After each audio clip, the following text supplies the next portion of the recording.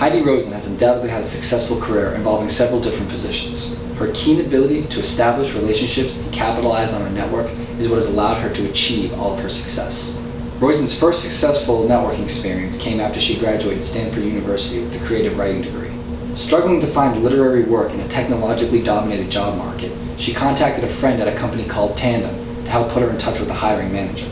That phone call resulted in the two hitting it off and Roizen beating 60 other applicants for the position of the newsletter editor. While at Tandem, Roizen's new position involved her sitting at top-level management meetings to help her garner new information for the newsletter. Roizen used this opportunity to grow her relationships with the CEO and other high-tier executives. She learned the importance of establishing trust and building connections. Roizen then decided to pursue her postgraduate degree at Stanford Business School. She used her connection with the CEO of Tandem to write her a recommendation, and she was admitted. After graduating, Roizen and her brother started a new company called Teamaker. She refused to utilize a venture capitalist, instead wanted to rely on Teamaker's own cash flow. With their capital limited, Roizen needed to find an innovative and inexpensive way to market their table-based product to retailers. She decided to hone in on her social networking skill and befriend members of the press. She also began attending industry conferences and events, using her outgoing personality to develop new relationships with influential people. Finally, Roizen was elected president of the Software Publishers Association, putting her yet again face-to-face with significant executives. All of Roizen's networking experience paid off when she later sold Teamaker and accepted a job as vice president of world developer relations at Apple. Apple was in a downward spiral, and Roizen was able to use her connections with CEOs and top-tier level executives to publicly announce their support for Macintosh. The influence of these CEOs' quotes cannot be overstated. Due to an overly high stress load, Roizen later left Apple and became a mentor capitalist, a job that she created. She offered her services as a mentor to new startups in exchange for equity in the companies. Roizen's experience and vast network made her an ideal teammate for any new startup. Her Rolodex is what truly allowed her to be able to be successful in this field. During this time, Roizen had also helped several of her friends become connected with people that would help their companies become better, strengthening her relationships with those in her network. Over time, Roizen began to miss the opportunity to work as a team and became a venture capitalist at SoftBank Venture Capital. As a managing director, she aided in the decision of which new business proposals would be accepted and which ones were to be rejected. Roizen made it a point to respond to every rejection with advice and guidance of how that startup could be successful moving forward. By doing so, she established hundreds of new relationships with potential future CEOs. It's clear that Heidi Roizen's networking has helped her in every stage of her career become successful, and it also has given her the opportunity to help other people be successful as well. The readings issued in Module 5 taught me a lot about the importance of networking and strategies to be more successful in life. These lessons are also directly correlated with how Heidi Roizen was successful throughout her entire career.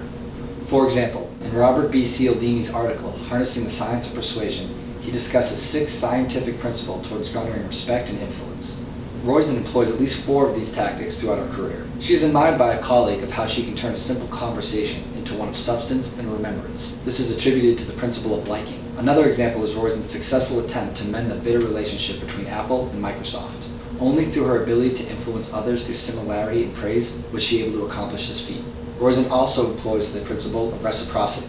She constantly states how she appreciates the value of her friends' times, and that she won't set up meetings unless it will be mutually beneficial to both parties. By doing so, she's asking her friends to give up their time, but pairing them with a beneficial partner. This theory of reciprocity also echoes in Adam Grant's book, Give and Take. Grant discusses the differences between takers, matchers, and givers. Throughout her career, Roizen repeatedly demonstrates herself to be a giver. She offers up her time, contacts, and experience with the expectation of receiving nothing in return. By doing so, she is able to establish more meaningful connections and a stronger network. Heidi Roizen also practices consistency. Roizen's actions are always consistent with everyone she meets, which is why her reputation as a giver has spread through Silicon Valley. Her continuous instances of giving are completely unbiased. She proves this by responding to every rejection while she was employed at SoftBank Venture Capital. This consistency of giving is what helps grow Roizen's biggest asset, her network. In Brian Uzzi's and Shannon Dunlap's article, How to Build Your Network, they discuss the importance of creating a map of your network. They stress to avoid diversity obstacles such as the self-similarity principle and proximity principle. By forging relationships with all these potential future CEOs that had their original business proposals rejected, she's expanding her network far beyond that of those 2 pitfalls. The last principle that is seen clearly in Roizen's career is the principle of scarcity. Roizen became the president of the Software Publishers Association, where she met with several industry leaders. It is likely that aside from forming influential bonds, she'd have access to private information. Brian Uzi and Shannon Dunlap argue that one of the advantages of networking is access to such information.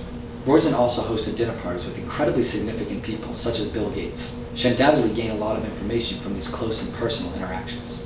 However, her dinner party served a different purpose. She wanted to help her contacts meet new people.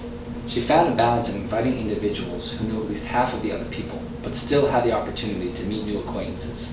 Due to Roizen's constant effort to pair matching business associates, she can be classified as a super connector.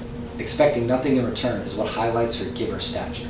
In Give and Take, Adam Grant goes on to describe what exactly a taker is and how they act. One of the downfalls of being a taker is that you see everything as a competition. Heidi Roizen demonstrates the opposite of this at her first company, Teamaker. She immediately begins developing programs for both Apple and Microsoft, not seeing either company as a competitor.